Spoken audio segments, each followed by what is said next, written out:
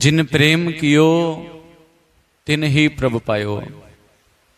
जिसने प्रेम किया मात्र वो ही परमात्मा को पाता है, उसके अलावा दूसरा कोई भी नहीं, क्योंकि प्रेम ही उस परमात्मा को पाने की कुंजी है। प्रेम ही परमात्मा तक पहुंचने का एकमात्र साधन है। यही प्रेम परमात्मा को पाने के लिए जो प्रेम है, यही आगे बढ़कर भक्ति में बदल जाता है, और ये भक्ति से ही परमात्मा सुलभ हो पाते हैं, उसके अलावा नहीं। एकमात्र भक्ति से ही। और भक्ति बनी कैसे? प्रेम की अभिवृद्धि से, प्रेम की अभिवृद्धि से। तो इसलिए कहते हैं जिन प्रेम कियो तिन ही प्रभु पायो।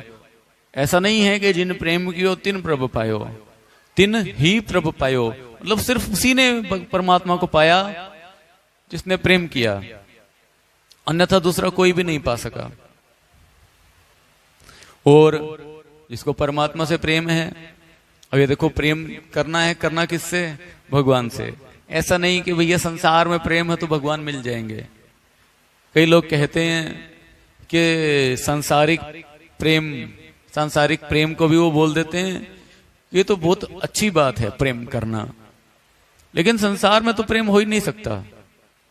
संसार में है प्रेम तो उसे बोलते हैं आसक्ति, उसे बोलते हैं क्या? आसक्ति। प्रेम होगा तो सिर्फ और सिर्फ परमात्मा से, क्योंकि प्रेम में अगर थोड़ी सी भी कामना आ गई, थोड़ी सी भी वासना आ गई, प्रेम अशुद्ध है, वो अशुद्ध है। और सांसारिक प्रेम कभी भी विशुद्ध नहीं हो सकता, हमेशा अशुद्ध ही रहता है, क्योंकि संसार में जहां भी हमारा लगाव होगा, जिसे हम प्रेम का नाम देते हैं, वहां पर कामनाएं भी होंगी, वासनाएं भी होंगी, इसलिए अशुद्ध है। तो विशुद्ध प्रेम तो हो ही सिर्फ और सिर्फ परमात्मा से सकता है। जहां कोई कामना नहीं है, जहां कोई वासना नहीं है, वो निष्काम प्रेम ही परमात्मा की प्राप्ति का हेतु है। भगवान की प्राप्ति तभी होगी प्रेम निष्काम हो। तो प्रेम, और प्रेम में अगर कामना है तो प्रेम है ही कहां? प्रेम में अगर कामना है तो प्रेम है ही कहां?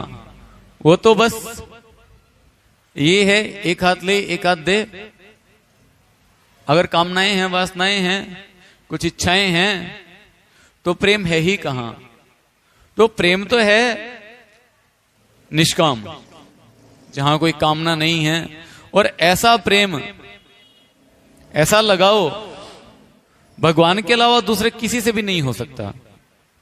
संसार में यह प्रेम कभी भी हो ही नहीं सकता, क्योंकि सांसारिक लोगों के मन में कामनाएं रहती हैं।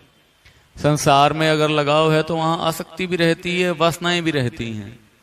लेकिन परमात्मा से जब विशुद्ध प्रेम हो जाए, केवल परमात्मा की प्राप्ति की इच्छा, उसके अलावा कोई कामना नहीं, कोई वासना नहीं, भगवान से सिर्फ इतना ही, भगवान हमें सिर्फ आपकी आवश्यकता है, दूसरे किसी की भी नहीं। वही प्रेम भक्ति बन जाता है। उसी को भक्ति का नाम दे दिया जाता है, उसी को भक्ति का नाम दे दिया जाता है।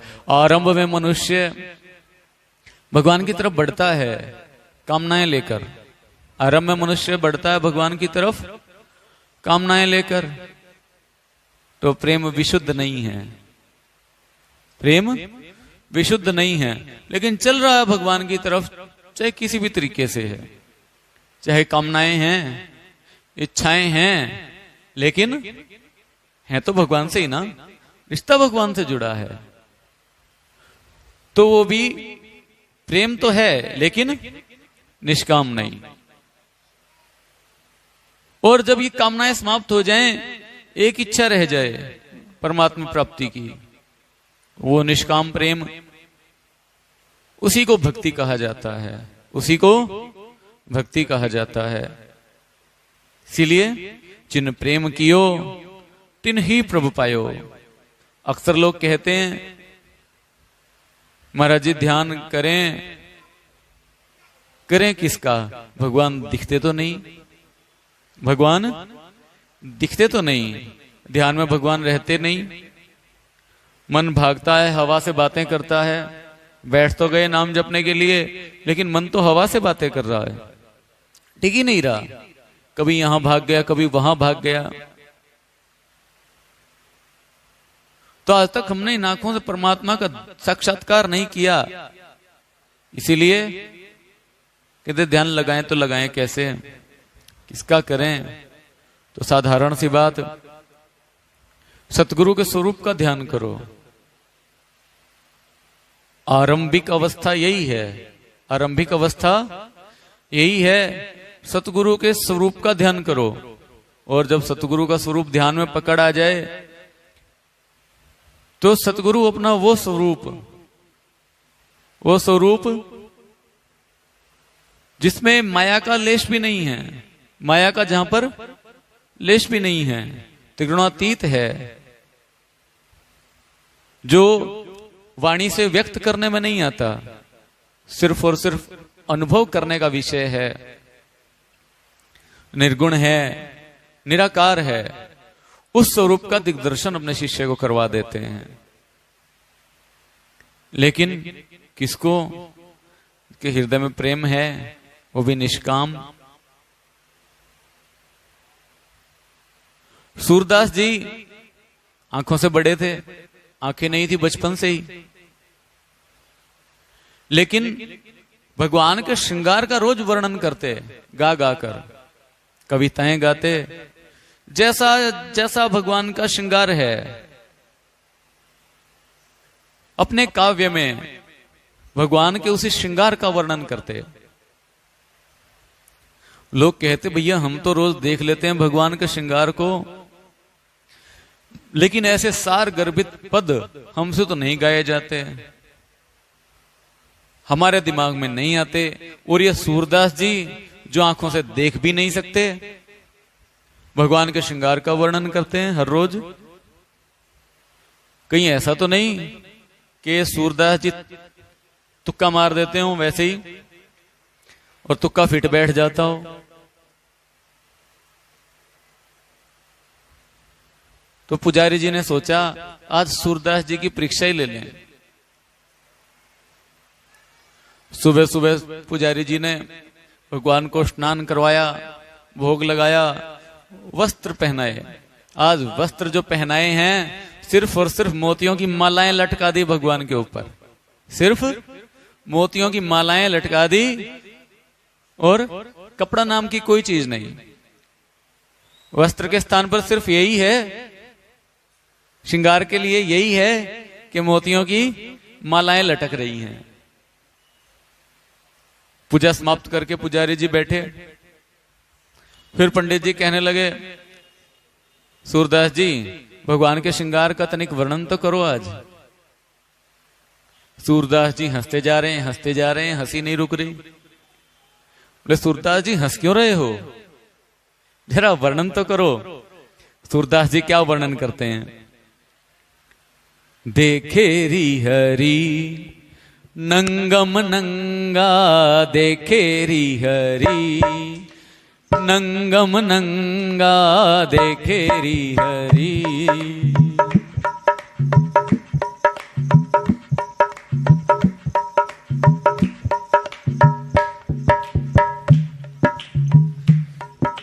जल सुत भूषण अंग विराजत,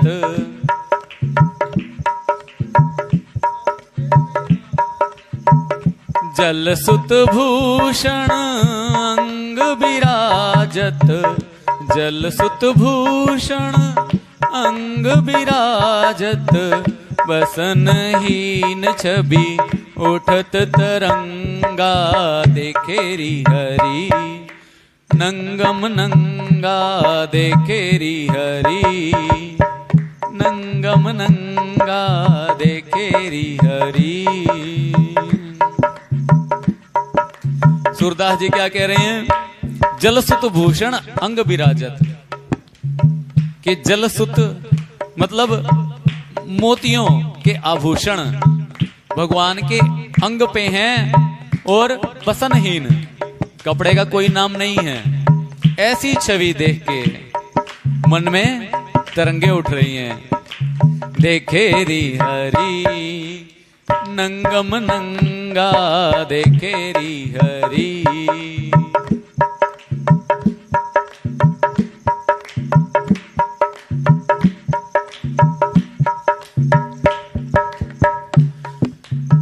अंग अंग प्रति अमित माधुरी, अंग अंग प्रति अमित माधुरी, निरखिल जित रति कोटि अनंगा, देखे री हरी नंगम नंगा, देखे री हरी। ये अंग अंग प्रति अमित माधुरी, भगवान के एक एक अंग से माधुर्य छटक रहा है, एक एक अंग से। और ऐसी छवि को देखकर, ऐसी छवि को देखकर करोड़ों कामदेव भी लज्जा रहे हैं। कहते हैं कामदेव बड़े सुंदर हैं, कामदेव बड़े सुंदर हैं, इसीलिए सबको अपनी तरफ आकर्षित कर लेते हैं। लेकिन भगवान की छवि को देखकर करोड़ों कामदेव लज्जा जा रहे हैं। देखे री हरी नंगम नंगा, देखे री हरी।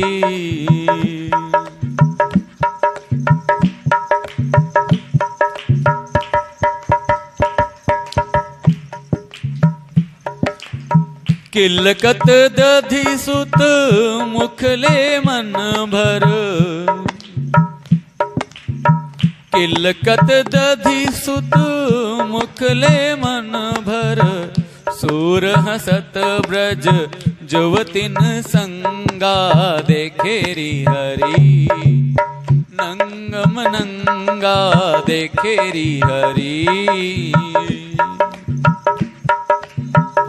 कह रहे हैं कि भगवान किलकारी मार रहे हैं। दधिसुत मुख ले मन भर, दधिसुत मतलब दही का पुत्र। कौन? माखन। मुख में माखन, मन भर। इतना मन भरे, कितना मन होगा। हाथ में भगवान, छोटे छोटे हाथ भगवान के, थोड़ा सा माखन। और ऐसी छवि को देखकर सूरदास जी कह रहे हैं कि मुझे हंसी आ रही है। किसके साथ? समस्त ब्रजवासियों के साथ। मैं भी भगवान की इस छवि को देखकर हंसने पर मजबूर हूं। बस हंसते ही जा रहे हैं, हंसते ही जा रहे हैं। क्यों? देखे री हरी नंगम नंगा, देखे री हरी।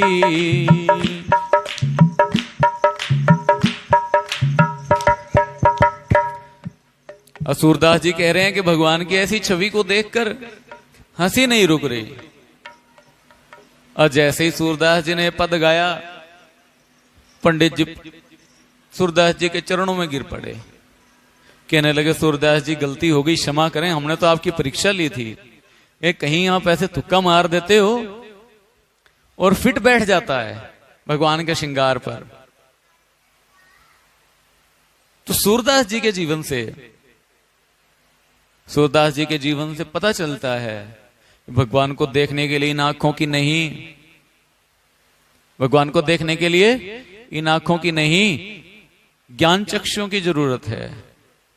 ज्ञान दृष्टि से परमात्मा दृष्टि गोचर होते हैं।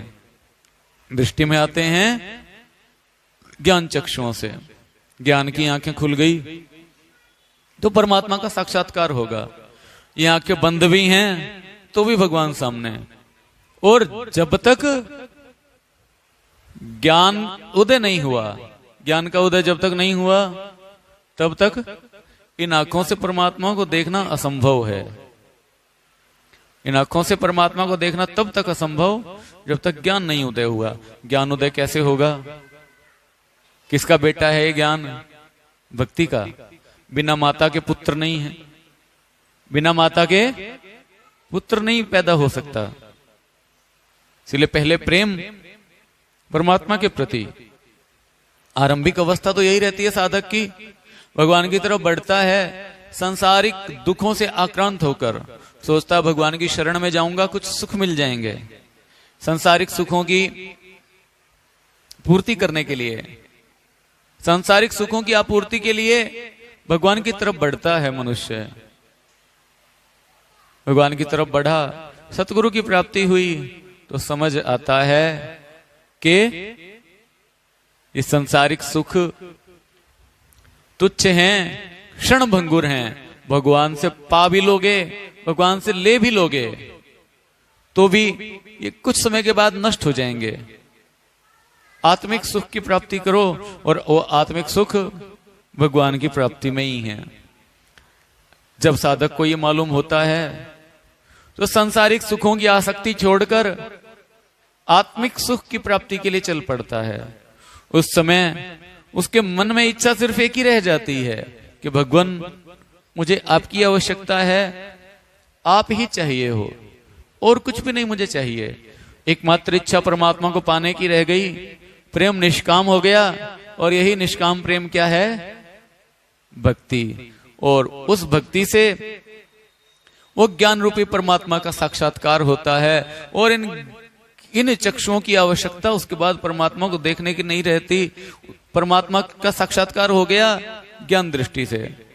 जैसे ही ज्ञान दृष्टि उदय हुई, ज्ञान चक्षु पैदा हुए, परमात्मा का साक्षात्कार हुआ। और ये ज्ञान है भक्ति का पुत्र, इसीलिए भक्ति होगी तो ज्ञान मिलेगा, भक्ति होगी तो ज्ञान मिलेगा।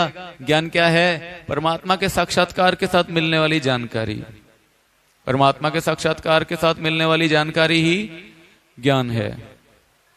और तभी परमात्मा का साक्षात्कार होगा भक्ति के फल मिलने पर, जब भक्ति का फल है ज्ञान। बोलो श्री सतगुरुदेव महाराज की।